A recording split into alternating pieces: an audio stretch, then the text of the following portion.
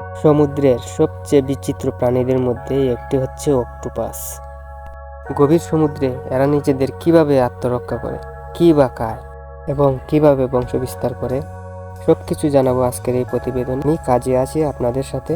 আপনারা দেখছেন world Outlook. 8 বাহু বিশিষ্ট এই সুন্দর সামুদ্রিক প্রাণীটি হচ্ছে অক্টোপাস। দেখতে শামুকের মতো হলেও এর কোনো শক্ত কুলস নেই। এরা মোলাস্কা ফাইলামের অন্তর্ভুক্ত প্রাণী। পৃথিবীতে প্রায় 150টি ছোট বড় বিভিন্ন আকারের অক্টোপাস আছে। এরা সাধারণত নিশাচর এবং ধীর গতি সম্পূর্ণ প্রাণী। সাধারণত অক্টোপাসগুলো খুব একটা বড় হয় না। এদের দৈর্ঘ্য 4.5 ফিট এবং ওজন 10 কেজি হয়ে থাকে।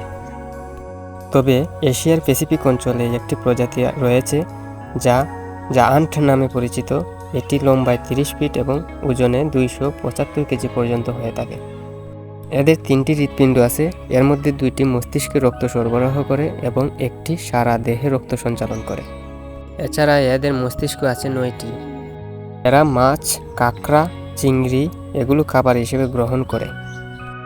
অক্টোপাসের আত্মরক্ষার কৌশল বেশ অদ্ভুত। এরা নিজের ইচ্ছে মতো নিজের দেহের রং পরিবর্তন করতে পারে। মাথার নিচে নলাকার প্যানেলে জল পূর্ণ করে দ্রুত গতিতে চলতে পারে। এরা পাথর বালির রং ধারণ করে এমনভাবে মিশে যায় শিকারীরা আর খুঁজে পায় না। শিকারীর চোখে কালি ছুঁড়ে মারে, সাময়িক সময়ের জন্য অন্ধ করে দেয় এবং শিকারের ঘ্রাণ শক্তি নষ্ট করে দেয়, যাতে করে তারা সহজে শিকারীর কাছ থেকে পালাতে পারে।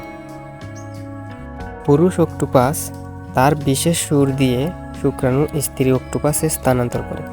এরপর সে ধীরে ধীরে মারা যায়। স্ত্রী অক্টোপাস নিষিক্ত ডিমগুলো গুহাজাতীয় স্থানে রেখে বাচ্চা ফোটার আগ পর্যন্ত পাহারা দেয়। তারপর সেও মারা যায়। ভিডিওটি ভালো লাগলে লাইক করবেন আর চ্যানেলটি সাবস্ক্রাইব করে পাশে থাকবেন।